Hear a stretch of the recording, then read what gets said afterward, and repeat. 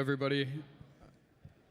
I think for me, why I always got into crypto was really building interesting products. And I want to build crypto products, but that are actually better products. They're just not projects that are crypto. And part of that is also just understanding where we are today and where we'll probably go in the future. If you think about really what banks are today, they're more like heterogeneous databases. They don't really talk to each other. You don't have access to one's database. They would not be super happy if you gave private key access to a database with trillions of dollars. And so there was a couple of innovations around Bitcoin, around consensus, which ultimately created some unique properties. But that has really only manifested recently. Banks today are really along the lines of around T+2. This is kind of getting a little bit better today, but it's still not great. It's like T+1. So what you can see here on the slides are really banks around the world that have databases, they're ledgers, they keep track of information, but they don't really talk to each other. And as kind of mentioned, I really like the first principles approach. I used to be at Tesla. This was a video, but it was my old boss at Tesla really talking about if you could redesign banking from day one, what would that really look like? And this was actually the vision of X, now Twitter, back in like the late 1990s. What Elon articulates in this video is that today's banks they're separate, they don't talk to each other, they're relatively high latency because they don't talk to each other and relatively low security. And what he says in this video is ultimately that it'd be really cool if you could build a real-time database that talked to each other, that was globally synchronized, and relatively have high throughput and low latency. And so it was an interesting conversation. This is a really long video, 2-hour podcast. I recommend people watching it, but maybe I can share these slides after. But I think the moral of the story was that Elon kind of hinted at was, what if we could unify these banking systems? Whereas T+2, you go to T+1 to almost real time. And what would that look like? And I think if articulated here on the slides is blockchains are really ledgers. And those ledgers are databases that communication from point A to point B. And today, really what that's measured in terms of throughput, is kilobytes. If you're a networking nerd, you'll ultimately know kilobytes is not that much data. In the early 1990s, when the internet was starting, dial-up modems were 56 kilobytes of throughput per second. It was a relatively limited amount of throughput. Today's blockchains are less than 56 kilobytes. We need to get them to megabytes, which is ultimately 1,000x. Some of the high throughput blockchains today are kind of trending in that direction, but we're still pretty far off from that. And then ultimately, to continue to get to really where we need to unify all these blockchains or heterogeneous databases is have large blocks. Because if you have large blocks, you can make more transactions per second and ultimately push more throughput through these ecosystems. But again, this is kind of why these banks today, they're T+2. It's more interesting if you can kind of combine them to synchronize the state, as Elon kind of mentioned. It makes databases real time, have low latency and high throughput instead of T+2. And why I think this is interesting, because this is actually a better product, but there are some issues with this.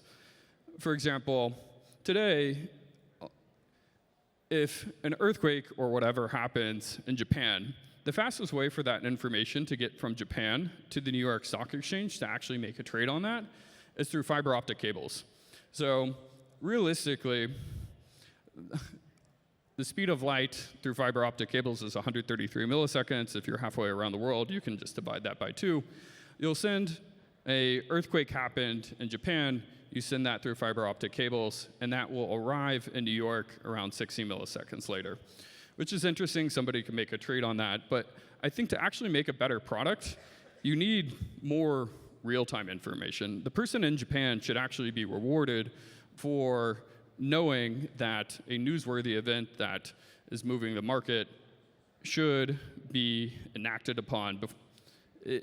Ultimately, what you really want to do is create a more real-time database with better price discovery. And the issue here is that there's actual real-world latency. So if you compare that to what currently exists today, the New York Stock Exchange, everybody co-locates around the New York Stock Exchange because they want an information advantage. And this kind of comes back to the title of the talk is information flows.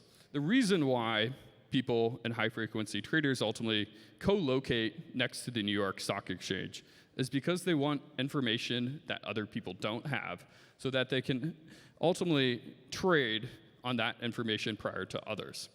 And again, this is kind of like what we see today.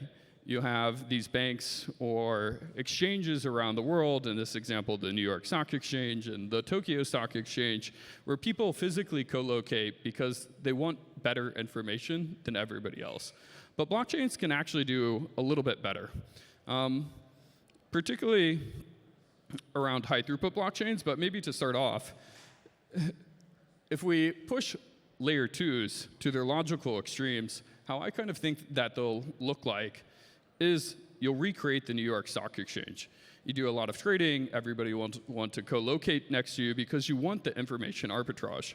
But you can actually make this a little bit more interesting when you have high throughput, because you're synchronizing information globally, and really what you want to do is give no single person around the world access to information prior to others, or at least make that fair and equal access. Instead of paying $25,000, $100,000 to co-locate in New York, you get that information in as almost real time as everybody else. But there are some issues today. Blockchains are predominantly centered today around single leaders. You submit your transaction to the leader, that leader then propagates your transaction around the world. And this is interesting because it does synchronize information, but it kind of goes back to that New York Stock Exchange where everybody would want to co-locate around the leader if the leader is not rotating. This is a decent product. Again, you're having information flow around the world that's kind of free-flowing, but ultimately you're bottlenecked by the leader. What the end state of, I think, all these blockchains is, and it's kind of a long-winded talk about the end state. And the end state is really you have multiple leaders that allow you to submit a trade if, for example, the New York or Japan Stock Exchange had an earthquake. You would submit your transaction to the leader in Japan.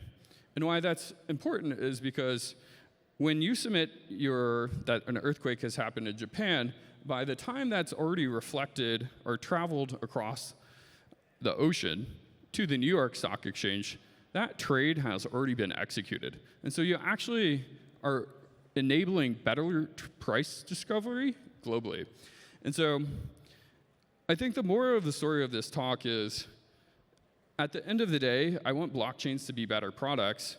And I think in the end state of where transactions are kind of going, or blockchain architecture design, is to high throughput, multiple leaders that allow equal and fair access to information. I think this is kind of underappreciated, which is kind of why I wanted to maybe talk about this more than DePIN, because I think this is going to be more and more important as blockchain systems actually become the dominant communication network for coordination globally. And that is it.